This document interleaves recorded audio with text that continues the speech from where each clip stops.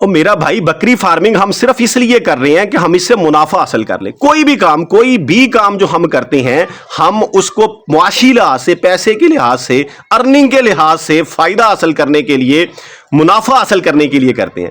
تو یہ بکری فارمنگ ہمیں منافع تب ہی دے گی جب ہمارے جانور گروتھ اچھی کریں گے. تو ہم نے کسی نہ کسی طریقے سے ان سے اچھی گروتھ لینی ہے. اگر یہ گروتھ دیں گے تو منافع ہوگا، ورنہ نقصان تو پھر پڑا ہی پڑا ہے، سامنے پڑا ہے. نقصان ہمیں منہ کی کھانی پڑے گی. بسم اللہ الرحمن الرحیم. السلام علیکم. Welcome to animal success YouTube channel. Viewers, میں ہوں رانا زین العابدین اور لوکیشن ہے جی ڈسٹرکٹ وہاڑی. میں نے جو ہے بکریوں کے بچوں کی ڈیورمنگ کے حوالے سے ویڈیو اپلوڈ کی تھی. اس کے اوپر کچھ بھائیوں نے یہ کہا کہ زیادہ ڈیورمنگ جو ہے یہ بھی نقصان دہ ہے. میرا بھائی بات کو سمجھیے گا کہ ہم نے بچوں کی ڈیورمنگ بھی کرنی ہے اور ان کو سٹریس سے بھی بچانا ہے. اور اس کا واحد حل یہ ہے کہ ہم نے ڈیورمنگ کرنی ہے، لیکن جو لائٹ مٹیریل، لائٹ سالٹ والے ہیں، وہ والی میڈیسن استعمال کرنی ہے جو جانور کو کم سٹریس میں لے کے جاتی ہے. یعنی نقصان اس کا کم ہوتا ہے، فائدہ زیادہ ہوتا ہے. اسی لیے میں نے جو فرسٹ ڈیورمنگ ہے وہ ہیومن سالٹ سے کی تھی، زینٹل نام کے ہیومن سالٹ سے، اور اس کا سائیڈ ایفیکٹ بہت کم ہے. میں یہ نہیں کہتا کہ سائیڈ ایفیکٹ ہوتا نہیں ہے، جانور سٹریس میں جاتا نہیں ہے یا اس کے لیور کے اوپر یا باقی آرگن کے اوپر اثر ہوتا نہیں، ہوتا ہے، لیکن اس سے زیادہ ہمیں فائدہ ہوتا ہے ان ورمز کو ختم کر کے. اگر وہ ورمز جسم کے اندر موجود ہوں گے تو خوراک کا بڑا حصہ ہم ضائع کر دیں گے، جانور کی گروتھ اچھی نہیں ہوگی. تو پہلے جو 3 مہینے ہوتے ہیں اس میں آپ نے لائٹ ڈوز ہی دینی ہے، اور اس کے بعد ویسے ہم نے 3 مہینے کے بعد کرنی ہے، کم سے کم 3 مہینے کے وقفے سے کرنی ہے. اور اسی طریقہ کار سے اس ڈیورمنگ کے ساتھ ہم نے ایورمیکٹن یعنی جلد کا سکن والا انجیکشن بھی لگانا ہوتا ہے، اور وہ میں نے ابھی تک ان جانوروں کو نہیں لگایا اور نہ میں نے آپ کو کہا کہ اس کو لگائیں. ابھی میں وہ بھی یوز کروں گا. یعنی ان کی میں نے ڈیورمنگ کر دی ہے، 1-2 دن کے بعد ان کو میں ایورمیکٹن 1 cc لگاؤں گا، لیکن اس کی ریپیٹنگ ڈوز جو ہے وہ میں 3 مہینے رکھوں گا. وہ 20 یا 25 دن کے وقفے سے میں نہیں لگاؤں گا. اور 20 یا 25 دن کا وقفہ چھوٹے جانوروں میں یعنی 1 مہینے کے بعد آپ لگا لیں چھوٹے بچوں میں، اس لیے کہا جاتا ہے کہ انہوں نے تیزی سے گرو کرنا ہوتا ہے. یاد رکھیے گا، جب کوئی چیز تیزی کے ساتھ گروتھ کرتی ہے تو اس کو جو ریکوائرڈ نیوٹرینٹس ہوتے ہیں وہ بھی زیادہ ہوتے ہیں، اس کو زیادہ مقدار میں نیوٹرینٹس چاہیے ہوتے ہیں. تو ہماری کوشش ہوتی ہے کہ جو ہم خوراک اس کو دے رہے ہیں وہ زیادہ سے زیادہ اس کا جزو بدن بنے اور وہ ضائع کم سے کم ہو. اور وہ اسی صورت میں ایسا ہوگا جب ورمز جسم میں نہ ہونے کے برابر ہوں گے. اس لیے ہم نے چھوٹے بچے کو اس طریقہ کار سے ڈیورمنگ کرتے رہنا ہے. لیکن ایک چیز کا ساتھ ہم نے اور بھی خیال کرنا ہے. کچھ بھائی یہ سوال بھی پوچھتے ہیں کہ ہم نے ڈیورمنگ بھی ٹائملی جانور کی، ایورمیکٹن بھی اس کو لگایا، فیڈ بھی اس کی اچھی رکھی، لیکن اس کے باوجود جو ہے جانور دن بہ دن کمزور ہوتا جا رہا ہے، صحت مند نہیں ہو رہا. جو خوراک ہم اس کو دے رہے ہیں وہ اس کے جسم کے اوپر اثر انداز نہیں ہو رہی، اس کی ہیلتھ اچھی نہیں ہو رہی ہے. تو اس صورتحال کو کیسے ہم نے سالو کرنا ہے، کیسے اس کے اوپر قابو پانا ہے؟ تو میرا بھائی آپ نے یہ نوٹ کرنا ہے کہ کیا اس جانور کے جسم کی جو فرنٹ سائیڈ ہے، یہ گردن والا حصہ، منہ والا حصہ، آئیز، اس حصے کے اوپر کچھ دن کے بعد کوئی تھوڑی بہت سویلنگ تو نہیں ہو رہی؟ اگر سوزش ہوتی ہے، سویل ہوتا ہے، تو یاد رکھیے گا کہ اس کے لیور میں پرابلم ہے. آئیز کے گرد سویلنگ ہو جائے، ہونٹوں کے گرد ہو جائے، گردن پہ ہو جائے، یا وہ خوراک جو ہم اس کو دے رہے ہیں وہ صحیح طریقے سے اس کے باوجود ہضم نہیں ہو رہی، یعنی کچھ دن کے بعد اس کو لوز موشن لگ جاتے ہیں یا اس کا سٹامک بلاک ہو جاتا ہے، اس کو قبض ہو جاتی ہے. یہ سارے سمپٹمز، یہ ساری علامات جو ہیں یہ اس کے لیور کی پرابلم کی ہیں، یعنی اس کا جگر ٹھیک طریقے کار سے ورک نہیں کر رہا. اور اس چیز کو بھی سمجھ لیں کہ جگر کا کردار کیا ہے. جو ہم خوراک دیتے ہیں وہ منہ سے لے کر ساری جو پروسیس ڈائجیشن میں سے گزرتی ہے، جب سٹامک کے بعد، معدے کے بعد وہ جگر میں جاتی ہے، تو اس نے اس کو یہ کہہ لیں کہ فلٹر کرنا ہوتا ہے، جذب کرنا ہوتا ہے.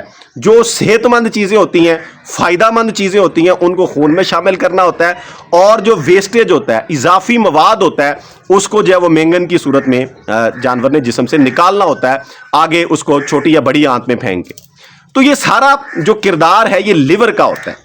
اب اگر لیور ٹھیک طریقے کار سے ورک نہیں کر رہا ہے یا لیور کے اندر بھی ورمز موجود ہیں، اس میں بھی کیڑے ہوتے ہیں. اور یاد رکھیے گا 2 طرح کے کیڑے ہوتے ہیں جسم کے اندر، یا ہم عام الفاظ میں ان کو بیکٹیریا کہہ لیں، فائدہ مند اور نقصان دہ.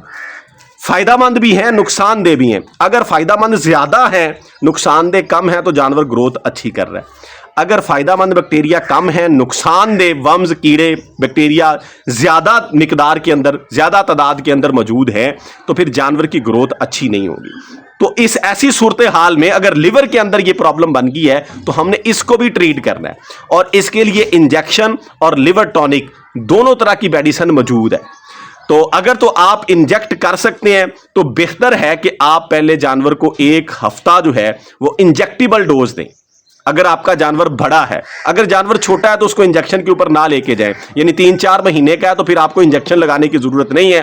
ہیپاگن، ہیپاگارڈ، ہیپاٹونک اس نام سے سیرپ آتے ہیں، شربت جو ہے سیرپ، وہ آپ لے لیں، اور ان کے اوپر جو مطلوبہ ڈوز ہے اس کے مطابق جانور کے ویٹ کے لحاظ سے آپ 5 سے 7 ml، اگر 3-4 مہینے کا بچہ ہے تو اس کو تھوڑے سے پانی میں مکس کر کے وہ جانور کو پلانا شروع کر دیں۔ پہلا ہفتہ 10 دن لگاتار پلائیں، اس کے بعد 1 دن چھوڑ کے 1 دن میں 1 مرتبہ وہ سیرپ پلائیں جانور کو۔ اس سے یہ ہوگا کہ اس کے لیور کی ہیلتھ اچھی ہونی شروع ہو جائے گی۔ دوسرا، ساتھ اس کی جو فیڈ ہے وہ بھی اس طرح کی کریں کہ وہ لیور کے لیے ہیلپ فل ہو۔ جتنی بھی یاد رکھیے گا یہ پتے والی سبزیاں ہیں، ان کا بڑا اچھا رول ہے لیور کی ہیلتھ کو بہتر بنانے میں۔ تو یہ پتے والی سبزیاں، یہ گوبھی وغیرہ جو چیزیں ہیں جتنے بھی آتی ہیں اس سے ملتی جلتی، گوبھی ہے، بند گوبھی ہے، پھول والی گوبھی ہے جس کے ساتھ پتے موجود ہیں۔ جیسے سردی آئے گی تو سردی کے اندر مولی کے ساتھ پتا ہے، گاجر کے ساتھ پتا ہے، یہ پتے اور یہ سبزیاں خود یہ ساری لیور کے لیے، جگر کے لیے بڑی اچھی ہیں۔ تو اگر جانور بڑا ہے تو بہتر ہے کہ آپ اس کو پہلے جو ہے ہفتہ انجیکشن دے دیں۔ وہ ڈوز دینی ہے آپ نے جی، ہیپاگن یا ہیپاگارڈ کے نام سے انجیکشن آتا ہے، وہ 4 ml دن میں 1 مرتبہ وہ جانور کو دیں، اور اس کے بعد یہ سیرپ بھی پلائیں۔ اور اس کے ساتھ آپ نے ایک چیز کا اور خیال کرنا ہے، وہ ہے جی یسٹ پاؤڈر۔ آٹے کی طرح کا نا ایک پاؤڈر مل جاتا ہے، آپ ویٹرنری سٹور پہ جائیں گے آپ کو یسٹ پاؤڈر مل جائے گا۔ اب یہ انتہائی اہم ہے کیونکہ یہ امیونٹی کو بھی بوسٹ کرتا ہے، اور جو خوراک ڈائجسٹ نہیں ہو رہی جانور کی اس کے اندر بھی بڑا یہ ہیلپ فل ہے، کیونکہ یہ گٹ کے اندر، گٹ کہتے ہیں جی خوراک کی نالی کو، اس کے اندر یہ صحت مند بیکٹیریا کی تعداد کو بڑھا دیتا ہے۔ وہ بیکٹیریا جو خوراک کو اچھے طریقے سے بریک ڈاؤن کرتے ہیں، توڑتے ہیں اور جسم کا حصہ بناتے ہیں، کیونکہ خوراک جب اچھے طریقے سے پس جاتی ہے، ٹوٹ جاتی ہے، مکس ہو جاتی ہے، تو پھر جو ہے یہ باڈی کے اندر بڑی اچھے انداز سے، بڑے اچھے طریقے سے شامل ہوتی ہے۔ دوسرے معنوں میں جتنے اس کے اندر نیوٹرنٹس ہوتے ہیں ان کو ہم زیادہ سے زیادہ جسم میں شامل کر لیتے ہیں، تھوڑے ضائع ہوتے ہیں۔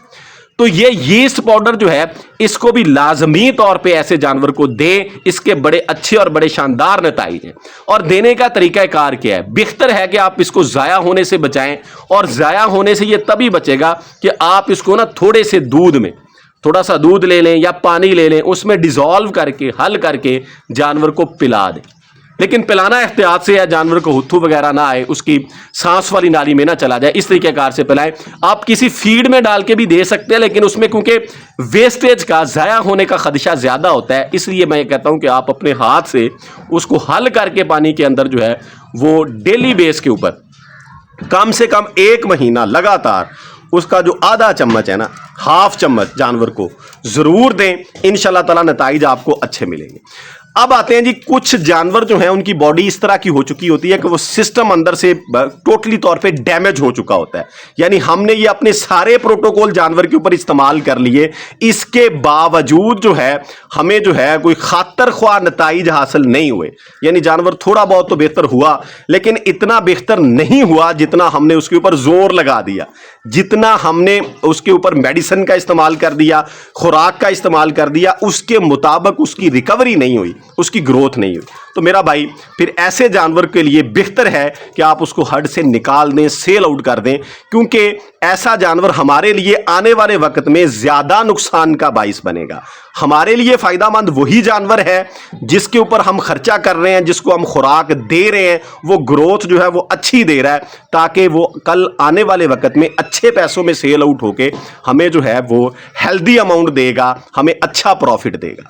تو میرا بھائی کوشش انسان کے بس میں ہے، وہ ہم نے ضرور کرنی ہے اور آخری حد تک کرنی ہے، لیکن اتنی حد تک نہیں گرنا ہم نے کہ ہمارا خرچہ جو ہے وہ حد سے بڑھ جائے اور ہمیں آؤٹ پٹ نظر نہ آئے. جب اس طرح کی صورتحال ہو تو ایسے جانور کو سیل آؤٹ کر دینا بہتر ہوتا ہے. اس کو چینج کر لیں, اس کو چینج کر کے کسائی کو دے دیں. ظاہری بات ہے کہ وہ جو اس طرح کا گروتھ اچھی نہیں کر رہا, اس نے کسائی کے ریٹ کے اوپر, گوشت کے ریٹ کے اوپر سیل آؤٹ ہونا ہے, اور اس کا متبادل کوئی اور جانور لے آئیں. لیکن پہلے اپنی پوری تسلی کر لیں. اگر وہ چل سکتا ہے تو یہ جو میں نے چیزیں آپ کو بتائی ہیں ان سے وہ گروتھ کر لے گا, ادروائز اس کا پھر حل یہی. دعاؤں میں یاد رکھیے گا. فی امان اللہ. اللہ حافظ.